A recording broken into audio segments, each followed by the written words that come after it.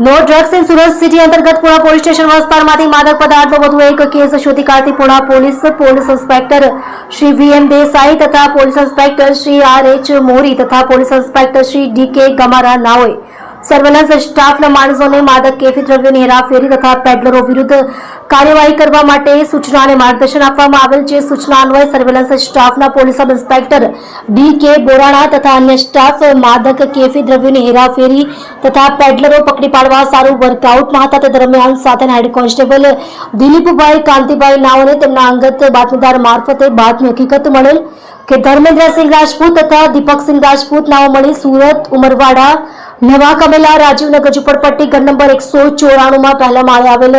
દાદરની સામેની રૂમમાં ગેરકાયદેસર માદક પદાર્થ ગાંજો રાખી વેચાણ કરે છે તેવી બાતમી હકીકતના આધારે જરૂરી કાર્યવાહી કરી બાતમી હકીકતવાળી જગ્યાએ રેડ કરતા સદર હું બાતમી હકીકતવાળી જગ્યાએ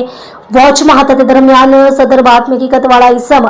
ધર્મેન્દ્રસિંહ રામસેવક રાજપૂત ઉંમર વર્ષ 56 ધંધો નાસ્તાની લારી રહેવાસી હાલ ઘર નંબર 239 રાજીવનગર ઝુંપડપટ્ટી સાંઈબાબા ગલી ઉમરવાડા સુરત શહેર મૂળ વતન ગામ નદીરામપુર થાના મણિયાહુ તહેસીલ પાલી બજાર જિલ્લો જौनपुर उत्तर प्रदेश ने मादक पदार्थ गांजो कुल ચોખ્ખું વજન 4.30 કિલોગ્રામ જેની કિંમત ₹40,300 તથા મોબાઈલ નંગ 2 જેની કુલ કિંમત